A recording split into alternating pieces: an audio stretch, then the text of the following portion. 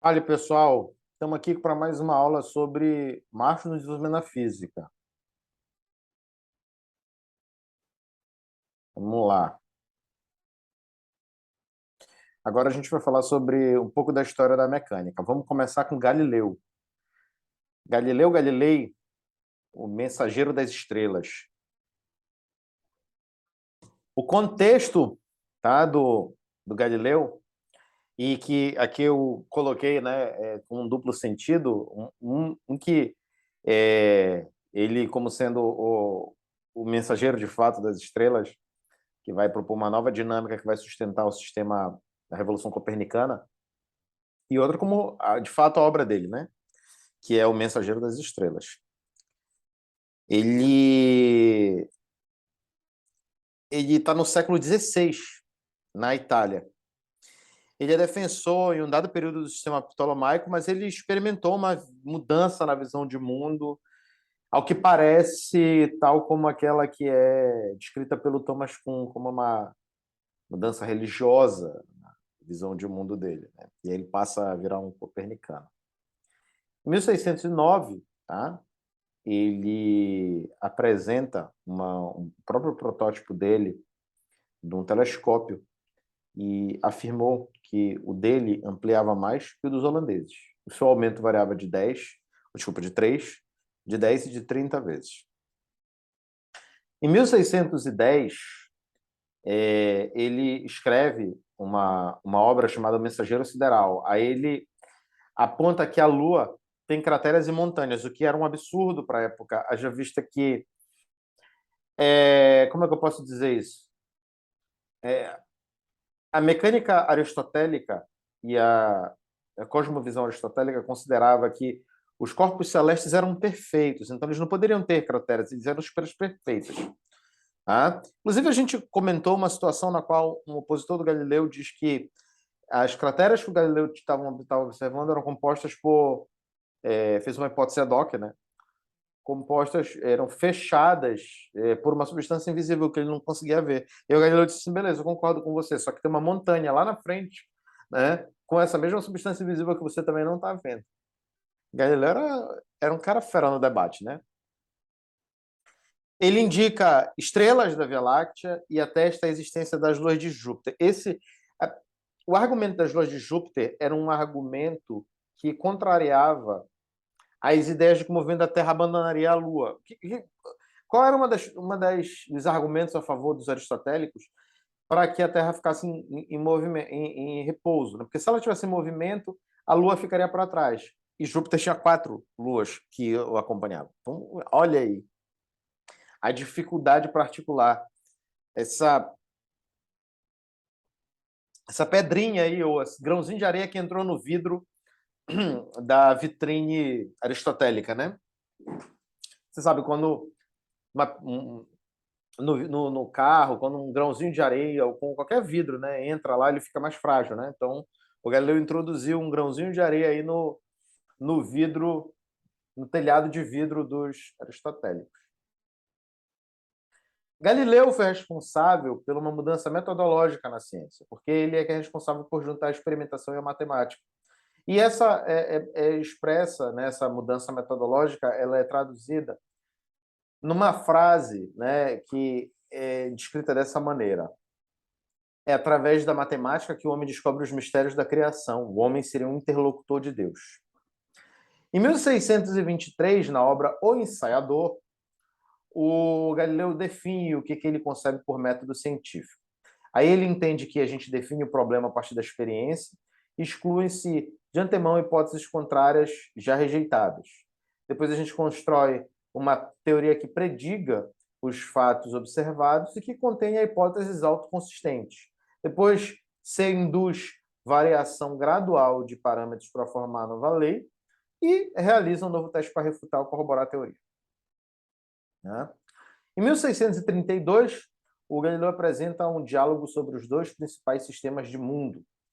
É aí que ele enuncia o princípio da inércia, tá? Na sua forma, digamos assim, germinal. E nessa obra tem 3 personagens: o Salviati, que é o Galileu, né? Que é o Salvador, o Simplício, que traz o senso comum, as ideias ptolomaicas e aristotélicas, e o Sagredo, que é um mediador culto inteligente, e o Galileu era muito esperto nesse sentido. Sagredo significa sagrado, né? Então seria a igreja. A igreja é um mediador culto inteligente, e não aquele sistema inquisitório, né, que mata as pessoas que discordam dela. Então, ele anuncia a concepção geral de universo, ele desqualifica o caráter estacionário da Terra, ou seja, a Terra, para o Galileu, tem que estar em movimento, porque não funciona se ela estiver parada. Ele confirma o movimento anual da Terra ao longo do Sol.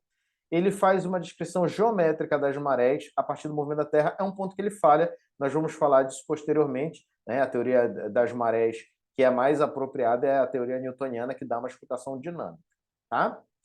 Ele vai dar essa gênese do princípio da inércia por meio da comparação entre fenômenos terrestres e fenômenos celestes. Isso é muito interessante. Tá?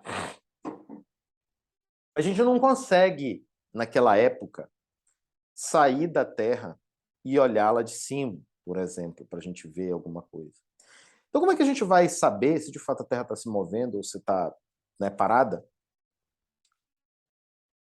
Uma das formas da gente fazer isso foi como Galileu fez. E é uma forma genial, porque ele compara o fenômeno celeste com o fenômeno terrestre. Olha, tudo bem, vocês estão dizendo aí que a Terra está em movimento, não pode estar em movimento, porque se a gente joga uma pedra de uma torre no pé da torre, essa pedra vai, né, cair no pé da torre, então a Terra tem que estar parada.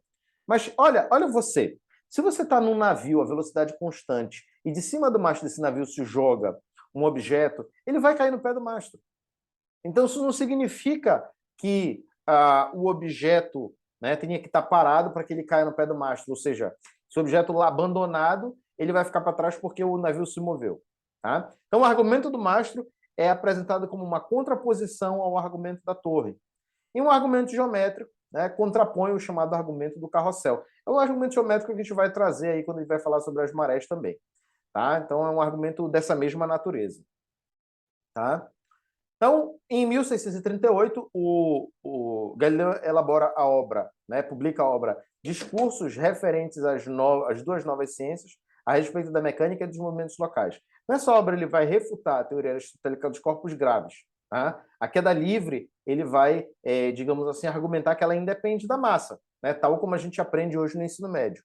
Ele vai elaborar também a lei dos quadrados para a queda livre, né? E nessa obra, né, aí o Galileu já levou longe demais a coisa, né, para o contexto, ele, por razões óbvias, né, essa obra foi considerada copernicana e ele foi condenado pela Inquisição. Né? Disse que, como ele era amigo do Urbano VIII, o Papa na época, né, ele não foi morto, ele foi condenado a ficar lá em prisão domiciliar. E, né, 4 anos depois da publicação dessa obra, o Galileu ele falece. Tá? Agora, não foi só Galileu que contribuiu para a constituição de uma nova mecânica. Outros grandes filósofos naturais contribuem com isso. Um exemplo é o René Descartes. Tá? O nome dele se escreve Descartes, tá? Mas em francês ele seria o Renato das Cartas. Então, seria Descartes, que é como se pronuncia. Né? Em francês, o nome Desculpa. Né? Ele é natural da França, ele é de La Haye, na França, mas ele viveu grande parte na Holanda. Isso eu tenho que mencionar. Né? Ele viveu de 1596 a 1650, foi contemporâneo do Galileu. Viveu prioritariamente no século XVII, mas ele nasceu mesmo em La Haye, na França. Tá? Ele é conhecido, tá, pelo seu pensamento racionalista, do penso, logo existo. Né? Então, o que garante que a gente exista é o nosso pensamento, por assim dizer. Então, os cavalos são, mas os cavalos não existem. Tá? Uma garrafa mas não existe. Tá? Por quê? Porque no pensamento cartesiano, eu penso, logo eu existo. Então, eu posso me questionar sobre a minha própria existência. No discurso sobre o método, em 1637, ele vai admitir que a gente não pode admitir como verdadeira qualquer coisa que não se conheça com evidência, né? Ou seja, a gente tem que eliminar as vozes da nossa cabeça, tá? Análise. é um procedimento que é apresentado nessa obra como algo que requer dividir tudo em tantas partes menores quanto necessárias para resolvê-las melhor. E a síntese é ir do simples, desse pequenino, até o mais complexo, retomando a coisa. Então, ele afirma que a gente deve aplicar para estudar a natureza a indução ao invés do silogismo. Então, essas são as premissas básicas da obra do Discurso do Método. Claro, é uma obra... Ela não é muito grande, eu até não sei se eu ainda tenho esse livro, mas ele é um livrinho desse tamanho, assim. Eu digo de altura, né? E ele é fino. Um livrinho desse tamanho é um livro maceta, né? Então, ele é caracterizado pelo desenvolvimento da geometria analítica. Ele junta aí a geometria, né, plana com a álgebra, né? Ele também é conhecido pela analogia homem-máquina. Para ele, a natureza é como um relógio, uma máquina perfeita. Por isso, a gente pode usar o método analítico e estudar o todo como soma das partes. Ok? O Descartes também ele é responsável por uma mudança epistemológica no entendimento do universo. Por quê? O que ele faz? Ele elimina a causa final das explicações. A causa final é aquela: as coisas existem para a causa de quê? Certo? Que a gente mencionou ainda há pouco. Então, existe um Deus inicial para ele, uma matéria-prima inicial e a forma é determinada pelas leis da natureza. Então, o que acontece? Deus cria esse mundo, dá um pontapé inicial, tchau, né? A natureza se rege por si só. E as leis da natureza podem ser expressas por meio da matemática, que é um argumento que já vinha sido trazido pelo Galileu. Tá? Então, essa mudança epistemológica ela foi muito importante, né? Graças a isso. Né? Se você quiser matar o Descartes porque a física tem matemática, você não precisa se preocupar com isso, porque ele já morreu. Então, as leis da natureza expressas por meio da matemática também é uma influência cartesiana, assim como galileana. Ele foi um dos primeiros, né, a produzir o germe do determinismo ao apresentar uma cosmovisão diferente da de Tomás de Aquino. Tomás de Aquino acreditava que Deus estaria fora do tempo, porque ele era perfeito. Já Descartes acreditou, pelo contrário, que Deus criou a matéria-prima e deu um pontapé inicial. Então, tudo seria determinado por leis naturais e ele seria uma espécie de arquiteto cósmico. Então, Deus criou o universo e foi descansar, né? E criou todas as leis necessárias para que ele funcione. Tá? Então, ele seria um arquiteto cósmico. Foi cuidar de outra coisa, né? Depois. Muito provavelmente, também não sei, porque eu não vi o que o Descartes escreveu sobre teologia, né? Eu me foquei essencialmente em estudar o que ele fez sobre ciência. Mas provavelmente ele vai ser responsável por, né, fazer o julgamento das pessoas que morrem, etc, etc, nessa visão. Né? Fez ali o universo, depois foi se preocupar com outras coisas. A teoria dos vórtices, mas claro, isso aí são vozes da minha cabeça falando hipóteses, tá? Se você conhece aí a obra de Descartes no campo teológico, aí você pode escrever aí nos comentários, né, o que você conhece, fazer até uma indicação de obra para a gente se instruir mais. Né? Eu quero só reforçar aqui que eu não estou dizendo que Descartes era semi-ateu, né? Deus criou o universo e depois sumiu, não existe mais, não é isso. Né? Ele criou o universo e depois ele criou as leis também que estavam associadas a esse universo. Eu, particularmente, eu sou ateu, né? E eu faço esses comentários para vocês não fiquem pensando que eu estou enviesando a leitura aqui da coisa, tá? Então, a teoria dos vórtices foi uma teoria cartesiana, tá? Que foi formulada naturalmente por René Descartes, que depois do atomismo, ela derivou um modelo cosmológico que buscou compreender o universo como cadeias de causas e efeitos. Então, o que acontece? Tudo que acontece no universo é uma cadeia de causas e efeitos. Uma causa produz um efeito, uma causa pode produzir múltiplos efeitos também. Mas é sempre essa relação de uma coisa produz outra ou outras. Tá? Para ele, né, o universo, nesse contexto, o universo era suposto infinito e composto de um único material. E aí, o que acontece? Deus provocava turbilhões ao acaso por toda a sua extensão. E esses turbilhões ou vórtices, né, furacõezinhos, vamos pensar assim, quebravam a matéria sólida em três tipos, tá? Em três tipos. Matéria de tamanho pequeno, matéria de tamanho médio, matéria de tamanho grande. Então, as partículas pequenas eram incandescentes, vou botar aqui entre aspas, pegavam fogo, né? não é isso, bem isso, né? Mas vamos pensar dessa maneira, né? Que elas estão incandescentes, emitem radiação aí, tá? Não, Descartes não falava em radiação, mas elas emitem luz, vamos dizer assim, tá? Eram leves e tinham alta velocidade, tá? As partículas médias, elas eram maiores do que as pequenas, eram mais arredondáveis e giravam, né, ao redor das pequenas. E as partículas sólidas eram as mais pesadas. Então, as mais pesadas eram sólidas. Naturalmente, a velocidade das partículas era inversamente proporcional ao raio. Maior o raio, menor a velocidade. Menor o raio, maior a velocidade. Então, pequeno, velocidade grande, grande, velocidade pequena. Para ele, as estrelas eram formadas por partículas pequenas.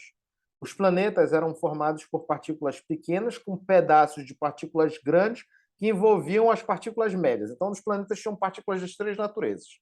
Tá? Então, era pequena no meio, e depois as partículas grandes também que envolviam as partículas médias. Então, pequena, média e grande.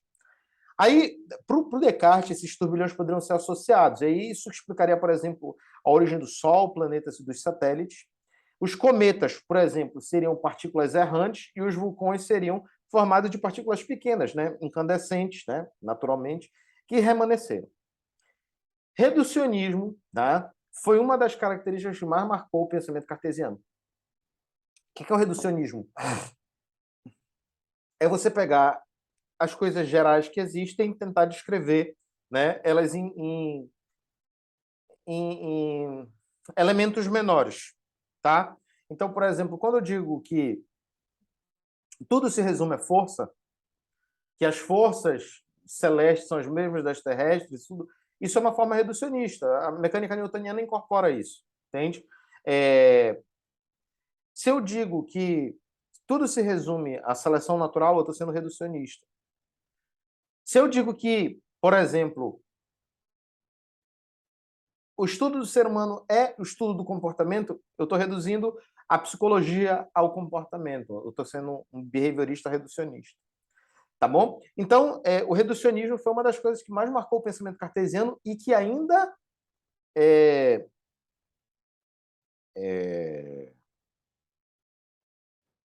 marca o nosso pensamento. Tem uma piada interessante sobre isso. Como é que um físico faz café? Tá? Ele vai, pega o café, coloca no, no, no filtro, esquenta a água, né? E depois coloca a água no filtro, né? E aí coa e tal, faz o café. Aí como que o físico faz um chá? Ele vai achar uma forma de transformar esse chá numa forma de fazer chá, mas uma forma de fazer café. Então, o que acontece? Ele está reduzindo tudo a um determinado procedimento, a uma determinada teoria, a uma determinada técnica também. Então, é mais ou menos isso, né? O que a gente fala, tá? Mais ou menos isso que a gente fala. Que reducionismo é uma das marcas do pensamento da física. Tem uma polêmica também do século XVII que envolve Descartes e envolve outro filósofo natural, que era o Gottfried Leibniz. Tá? A força, ela é mv ou mv ao quadrado. Hoje a gente sabe que não é nenhum dos dois. Tá? Hoje a gente sabe que ela é dp/dt, ou dmv/dt. Tá? Mas naquela época, a ideia de força ainda não era uma ideia totalmente clara e totalmente bem formulada. Então, o que acontece aqui? O Deus teleológico, que tinha o lance da causa final, ele dá lugar às leis da natureza. Isso já é uma mudança epistemológica, né, ocasionada tanto pela mudança do formato antropocêntrico do mundo e tal, né, como pelas próprias influências do Descartes e de outros, né, filósofos naturais. O para quê, que é a causa final, dá lugar ao porquê, que é a causa eficiente. Então a gente foca agora em explicar as coisas em relações de causa e efeito. A conservação, por exemplo, já era uma ideia que aparecia desde a antiguidade no pensamento humano. Depois a gente vai chegar lá, né? Conservação é uma ideia que vai estar como nessas relações de causa e efeito a todo momento na física. Tá? Então, o Descartes, como determinista, ele vai trazer uma seguinte frase: dê-me a matéria e seu movimento e eu construirei o universo. Então, a partir da matéria do movimento, ele vai supor que essa matéria é conservada, quantidade de matéria antes é sempre igual depois, toma isso como princípio, e que por uma sequência de causas e efeitos, com aqueles turbilhões que ele apresenta, né, esse universo vai sendo construído e vai tendo a sua dinâmica também, a partir das leis de movimento. Tá? Bom, como é que eram essas leis cartesianas do movimento? Olha que interessante. Ele vai dizer que tudo permanece no mesmo estado o tempo que puder e não muda senão pela ação de outras coisas e continua a mover-se segundo em as retas. Isso aqui é muito parecido com o princípio da inércia. Tá? Outra lei do movimento. Se um corpo se move e encontra outro mais forte que ele, não perde nada de seu movimento. E se encontra outro mais fraco a quem possa mover, perde de seu movimento aquilo que ele transfere ao outro. Isso aqui, tá, gente, não é uma versão formal. E é uma versão ainda até pouco trabalhada da conservação do momento. Mas aqui a gente já tem um princípio de conservação sendo elaborado, digamos assim, no pensamento cartesiano. Aí ele vai dizer que a quantidade de movimento era o produto da massa, no caso para ele, peso do corpo, nesse contexto, pela velocidade. Ele chama de peso do corpo. Tá? Mas ainda era considerado uma quantidade escalar. Então, o Descartes apresenta aí uma das primeiras, digamos assim, como é que eu posso dizer? Os primeiros germes do conceito de quantidade de movimento. Por outro lado, Gottfried Leibniz, tá, que nasceu, assim, era a polêmica do século, mas não houve um confronto direto, por assim dizer, entre Leibniz e Descartes, ok? Por que eu digo isso? Porque o Descartes ele morreu em 1650 e o Leibniz nasceu em 1646. Quando o Descartes morreu, o Leibniz tinha 4 anos. Então, houve uma polêmica em torno desses conceitos. O que é a força, afinal? A força é mv ou a força é mv ao quadrado? Ou seja, o que eu estou querendo dizer para vocês? O conceito de força estava sendo elaborado nessa época. O Gottfried Leibniz, ele é alemão, tá? É difícil ficar mudando de pronúncia para a gente ficar falando o nome da pessoa. Então, eu vou chamar ele de Leibniz, meio aportuguesado, doravante, ok? Então, o Leibniz inventou o cálculo. Ele, claro, inventou o cálculo, é uma frase muito forte. Se a gente falar assim, ele inventou, independentemente do Newton, o cálculo. Tá? Ele trabalhou também com uma expansão em séries trigonométricas, com o método dos coeficientes a determinar para resolver equações diferenciais e a construção de curvas por tangentes. Tá? Ele também abordou o movimento em meio resistente e a composição de forças aplicada a um corpo extenso. Tá? Então, tem alguma. O Leibniz, ele não foi só quem, independentemente de Newton, inventou o cálculo, ele também teve outras contribuições, naturalmente. O sistema filosófico de Leibniz, ele admitia que era necessário conhecer, além da extensão e o movimento da matéria, o esforço, a vontade e a alma. Tá. Ele também considerava as mônadas, que eram átomos de espiritualidade, atividade e força da matéria. Ele queria, com isso, achar a verdadeira medida do movimento. Para conseguir isso, ele partiu dos resultados da lei dos quadrados de Galileu, que a altura é proporcional à velocidade ao quadrado.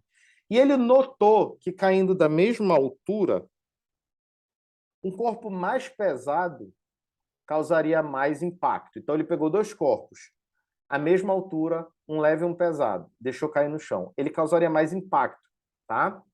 E aí ele deduz que a força é proporcional ao impacto. E, tá? Para a mesma altura, para uma altura diferente, para uma altura que era o dobro de uma altura de referência, o impacto era 4 vezes maior, tá? Porque esse impacto ele estava associado também com a velocidade do corpo. Naturalmente, a força para Leibniz era mv², tá? Porque se o impacto era maior com o dobro, era 4 vezes maior com o dobro da altura, essa dependência com a velocidade ao quadrado era algo que, né, estava associado à força para Leibniz, tá? Então, M vem também porque, para a mesma altura, um corpo mais pesado causa mais impacto. Então, o Leibniz ele focou nessa noção de impacto. Então, Leibniz denominou a quantidade mv² de vis, viva. Vis, né, ela está associada aí à força, tá? Eu vou buscar aqui o significado etimológico da palavra para eu explicar para vocês. Vis. Aqui está em português, né? Eu vou botar vis em latim.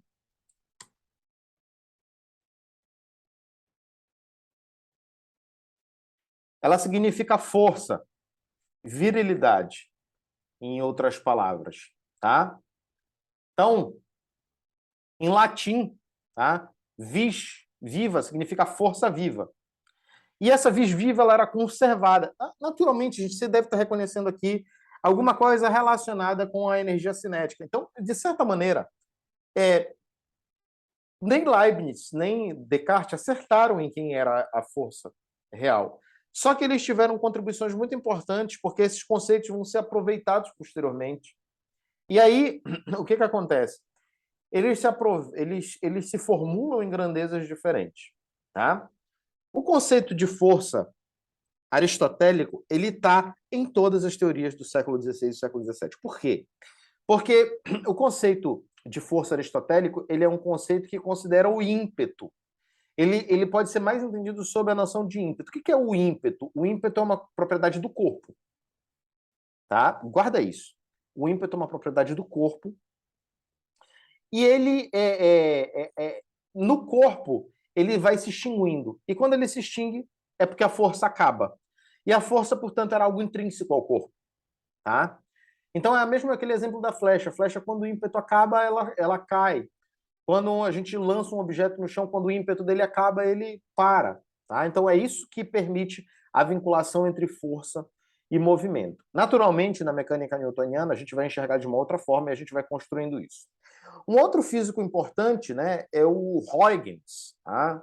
Hans Christian, desculpa, confundi com Ørsted, né? Mas é o Christian Huygens, tá? Que é um físico holandês que ele vai enunciar, tá?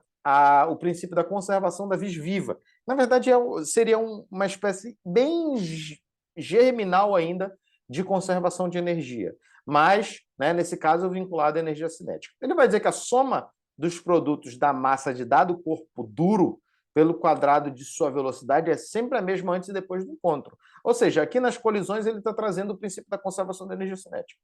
Ok? Outro físico também que teve uma contribuição importante também para o conceito de energia é o Benjamin Thomson, que é o Conde Humphrey. Tá? Ele vai dizer que essencialmente calor é energia. Havia uma discussão na época, e a gente vai retomar isso aqui na termodinâmica, que colocava o calor ou como substância ou o calor como movimento. O Benjamin Thomson, nos experimentos dele, que nós vamos descrever na próxima aula sobre termodinâmica, ele traz essa noção de que calor é energia. Tá? Bom, William Thomson, que é o Lord Kelvin, tá? São dois Thomson diferentes. Um era um conde, o outro era um lord, né? Então você já vê que Thomson, essa linhagem aí, aparentemente é uma linguagem de pessoas nobres, né, no Reino Unido. A conservação geral da vis viva, né, que é 2 vezes a energia cinética, tá, é trazida aí pelo William Thomson, né, reforçada, e da vis mortua, que é a famosa energia potencial. Tá? Então, essa conservação de energia ela é reforçada, tá, pelo Lord Kelvin, tá? Quando ele traz aí a conservação da vis viva e da vis mortua. Tá?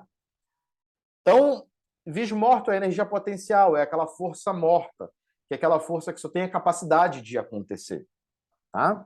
Por fim, chegamos em Isaac Newton, né, que foi um grande filósofo natural responsável aí pela consolidação da mecânica. Tá? A gente não pode dizer que o Newton criou a mecânica. O próprio Newton vai dizer que subiu em ombros de gigantes, embora isso possa ter uma interpretação dúbia ou dupla, que alguns historiadores podem trazer a ideia de que Newton se referia à baixa estatura de Hooke, um dos seus grandes oponentes e detratores no campo científico. Newton nasce em 1642 e falece em 1727. Ele era inglês. Tá? Seu ano milagroso, no ano milagroso dele, ele tinha 24 anos, 1666. Tá? Ele formula o teorema do binômio, o cálculo das fluxões e a gravitação. Né? Na verdade, essas duas formulações, as formulações do Newton, algumas dessas formulações só vão ser publicadas posteriormente. Tá? Então, a gravitação é uma delas que vai ser publicada só em 1685, tá? Na obra De Motu Corporum in Girum, que significa do movimento dos corpos girantes. Tá? Então, nessa obra, o Newton vai falar sobre gravitação, vai argumentar que as forças sobre os astros eram as mesmas sobre objetos terrestres, e depois ele vai trazer as leis do movimento nos Principia. Tá? Nos Principia, ele vai trazer a ideia de que a força é proporcional ao inverso do quadrado da distância e que isso levaria a órbitas elípticas, tá? E vice-versa, que órbitas elípticas levariam a força proporcional ao inverso do quadrado da distância. Ele vai dizer, que vai abordar a trajetória parabólica do movimento de lançamento oblíquo na superfície da Terra. Ele vai demonstrar, entre aspas, que ele parte de princípios filosóficos diferentes do de Kepler. Mas, assim, se a gente adotar uma posição instrumentalista, a gente pode entender dessa maneira. Não numa posição realista, porque eles partem de premissas filosóficas diferentes, então eles veem o mundo de maneira diferente. Mas ele faz lá a demonstração, entre aspas, de uma perspectiva instrumentalista, a demonstração da segunda e da terceira lei de Kepler. Ele traz a lei da gravitação e fala sobre essa unificação entre grandes e pequenos, que foi algo mencionado há pouco, sobre a teoria de gravitação dele. Então, ele diz que pode dizer sucintamente que a natureza é extremamente simples, está em harmonia consigo mesmo. Qualquer coisa que seja a lógica prevalecente em relação aos grandes movimentos, ela prevalecerá também em relação aos pequenos. Os primeiros dependem das forças de atração maiores dos corpos maiores, e desconfio que os últimos dependam de forças menores, ainda não observadas de partículas imperceptíveis, pois, pelas forças de gravidade do magnetismo e da eletricidade, é evidente que há várias espécies de forças naturais, e o fato de que talvez haja mais outras não deve ser precipitadamente rejeitado. É perfeitamente sabido que os grandes corpos exercem uma ação mútua uns sobre os outros, e através dessas forças, e não vejo com clareza por que os pequenos não devam atuar sobre os outros mediante forças similares. O que ele está dizendo? Que, tecnicamente, a mecânica celeste é a mesma mecânica terrestre. Entende, gente? Então, tecnicamente, essa unificação é uma unificação importante e que vai ocupar um lugar muito interessante na ciência. Por quê? Porque ele desacraliza aquela noção de que os astros são compostos por deuses, ou são perfeitos, e por causa disso, naturalmente, Newton traz uma desconstrução da ideia de que os astros têm algum tipo de influência razoável sobre a gente. Tá? Essa influência ela vai se dar por meio de forças, e não por meio de algum controle teleológico. Tá? Então, o Newton também ele tem uma citação que mostra um viés empirista dele. Tá? Ele vai dizer que é certo que ela, no caso a gravidade, deve provir de uma causa que penetra nos centros exatos do Sol e dos planetas, e que opera de acordo com a quantidade de matéria que eles contêm, e propaga a sua virtude em todos os lados, a imensas distâncias, decrescendo sempre no quadrado inverso das distâncias. A gravitação com relação ao Sol é composta a partir das gravitações com relação a várias partículas dos quais o corpo do Sol é composto. E ao afastar-se do Sol, diminui com exatidão na proporção do quadrado inverso das distâncias até a órbita de Saturno. Curiosamente, era até onde existia o universo aí. Mas até aqui não fui capaz de descobrir a causa dessas propriedades da gravidade a partir dos fenômenos. Não construo nenhuma hipótese. Pois tudo que não é deduzido dos fenômenos deve ser chamado uma hipótese. E hipóteses, quer físicas, quer metafísicas, quer de qualidades ocultas ou mecânicas, não têm lugar na filosofia experimental. Veja. Vou além, né, que terminar a citação. Nessa filosofia, as proposições particulares são inferidas dos fenômenos e depois tornadas gerais pela indução. Quem você lembra aqui nessa frase? O empirista indutivista que a gente discutiu na primeira aula do Chalmers. Isso impede que Newton fizesse boa ciência? Não. Talvez impedisse que ele enxergasse de uma forma mais adequada, mas isso não impediu de nenhuma forma que Newton fizesse ciência. Leis do movimento, outra grande contribuição de Isaac Newton. Newton desenvolveu a teoria de gravitação, como eu falei para vocês, no ano Mirabilis, mas só foi publicar em 1687. Então, nesse meio tempo, ele elaborou essa teoria. Tá? O Principia foi a obra que propôs a unificação da mecânica celeste com a mecânica terrestre. Tá? E também traz as três leis, como no Principia, carregando um forte elemento de determinismo. E também, né, a lei da inércia, que foi a última das três e livrou-se da ideia de ímpeto finalmente. Então, o que acontece? Né? Eu sempre menciono esse exemplo aqui porque eu acho que é o cúmulo do, digamos assim, da arrogância da ignorância. Eu tinha um professor de física, não vou falar o nome dele por questões éticas, no primeiro ano do ensino médio. Esse professor era um farmacêutico, tá? Não tem nada a ver com o fato dele ser farmacêutico. O que eu estou falando aqui é que ele não tinha formação em física para estar dando aula. Então, isso, de alguma maneira, ele não estudou tanta física quanto o físico para dar aula. Não estou falando mal da profissão de farmacêutico, ou dizendo que os farmacêuticos são incompetentes. Longe de mim. Eu tenho uma estima muito grande pela minha cunhada, que é farmacêutica, né? E considero o curso de farmácia um dos que eu gostaria de cursar, porque ele é fantástico. Ele trata de química, de biologia, é um curso de ciência da saúde importantíssimo para a saúde coletiva. Eu estou falando de formação de professores aqui. Um professor de física, ele tem que se formar em física, tá? E provavelmente, né, como num curso de farmácia ele deve ter estudado física uma ou duas vezes, específico de física e não voltado para a formação de professores, ele fez um comentário que, na época, eu achei graça, porque eu tinha 15 anos, também tinha estudado um pouco, tinha estudado menos física até do que ele.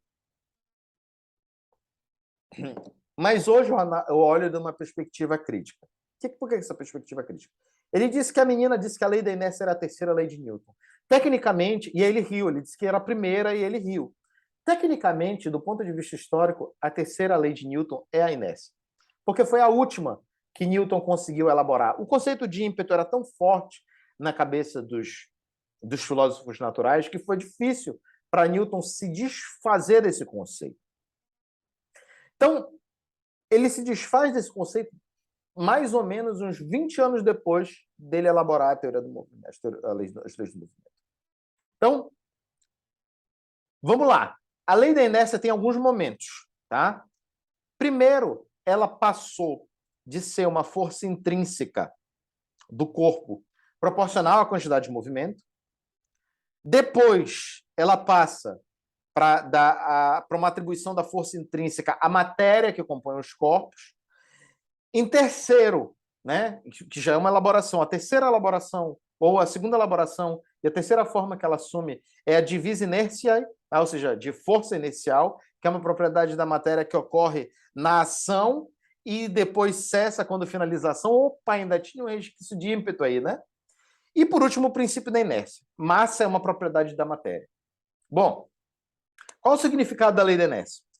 O significado da lei da inércia é o de que a gente só pode definir força se a gente sabe o que acontece quando ela não ocorre. Então, a natureza da gravitação, tá? Ela depende disso. E a natureza das forças também depende disso. Tá?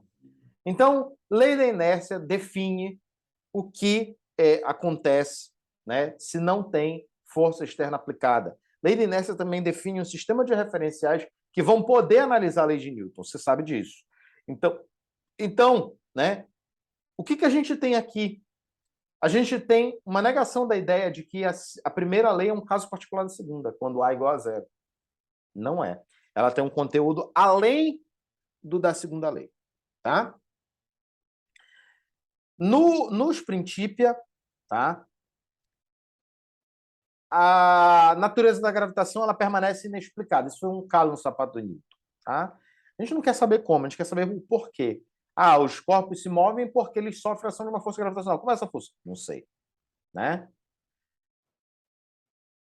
Então, tecnicamente, a natureza da gravitação ela permanece inexplicada, ela é uma força fantasmagórica que atua à distância. O próprio Newton tem críticas a essa ideia, mas é assim que funciona. Tá? A cosmogonia newtoniana, e aí tem uma coisa interessante, ela era essencialmente guiada por razões religiosas. As pessoas dizem, não, não sei o quê, porque a ciência não tem nada a ver com a religião. De fato, não tem. Tá? Mas a gente está falando do século XXI. Tá?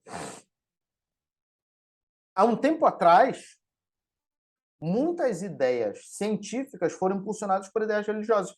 E não dá para você negar isso. Eu sou ateu e eu não posso negar isso para vocês.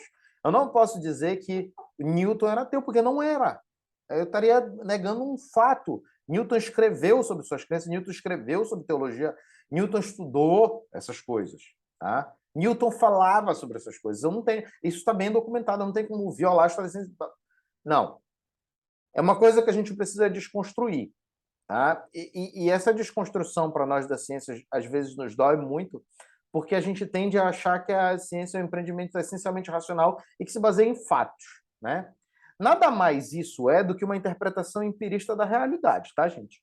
Então, é bom que a gente tente se afastar um pouco dela, porque o empirismo, de certa forma, o empirismo indutivismo, positivismo, foram, assim, o nosso esforço nessa disciplina é desconstruir essas visões, porque tem outras visões mais adequadas sobre a natureza e a evolução do conhecimento científico, tá, gente? E do fazer científico também. Então, aqui a gente está preocupado nesse esforço de compreender historicamente que isso aqui, né, que as razões religiosas, elas eram muito fortes nesses séculos, século XVI, XVII, XVIII, né, para trás, tá? 19, inclusive, também. A gente vai trazer na aula de eletromagnetismo um outro argumento religioso que funcionou no século XIX, que foi o argumento do Restos. Tá? Então, para Newton, ele havia um criador único, que era o Pantocrator, tá? Que era o criador de tudo. Tá? O criador de tudo.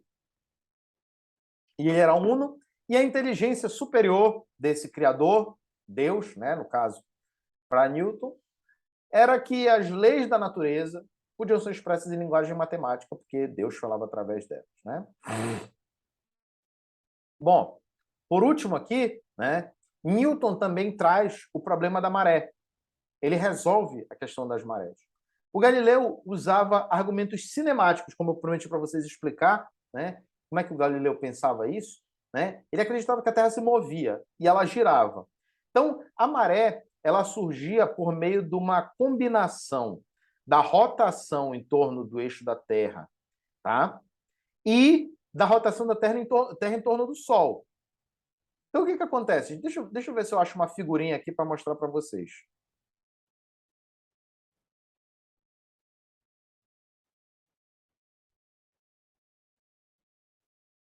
Aqui. Vamos lá.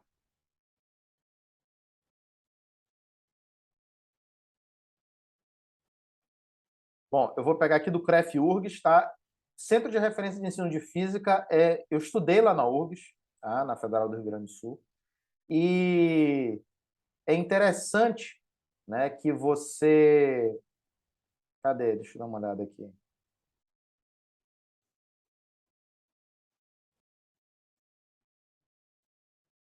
Eu estou pegando aqui essa imagem de lá. Vamos lá visitar esse site. É bacana, cara. Consulte esse site. E aqui, ó, professor Fernando Lang da Silveira, um cara fera demais. Esse cara sabe muita física e sabe explicar muito bem muita física. Tá? Olha aqui, gente. O movimento de rotação da Terra, tá? Ele ocorre aqui dessa maneira. Aqui é o movimento de translação, tá? Tecnicamente, olha o que acontece aqui. A soma vetorial dessas velocidades em cada ponto vai dar em velocidades diferentes. E por isso, né, o Galileu, ele observava, né, a formação de marés a partir desse argumento cinemático. Só que esse argumento não se sustenta, tá? Eu vou explicar para vocês o que não se sustenta. Ele vai dizer que a maré baixa ocorre quando a Terra se move mais rápido que a água e que a maré alta ocorre quando ela se move mais lentamente. É natural, né? Então, a Terra se move mais lento do que a água vem para cá e a Terra vem, mas na verdade vem depois. Tá? E parece uma explicação interessante. Problema disso, né, é que tem dois problemas, na verdade. O primeiro é que o Galileu previa uma maré alta e uma maré baixa por dia. Então, a gente sabe, né, que tem duas marés altas e duas marés baixas por dia em cada ponto da Terra, né? Então, você vê que isso aí é um primeiro problema.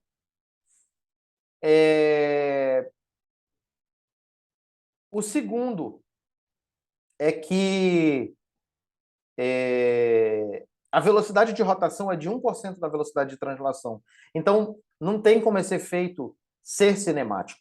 Esse efeito é um efeito dinâmico, que está ligado aí à influência da Lua, prioritariamente, e do Sol sobre a Terra. Tá? Então, o Newton ele usou argumentos dinâmicos que se baseavam na unificação das mecânicas, ou seja, a Lua influencia na Terra. Mas, como último conselho, né, que terminamos a descrição da mecânica até o ponto newtoniano. Naturalmente, tem desenvolvimentos posteriores dessa mecânica, mas nós não vamos entrar neles agora, tá?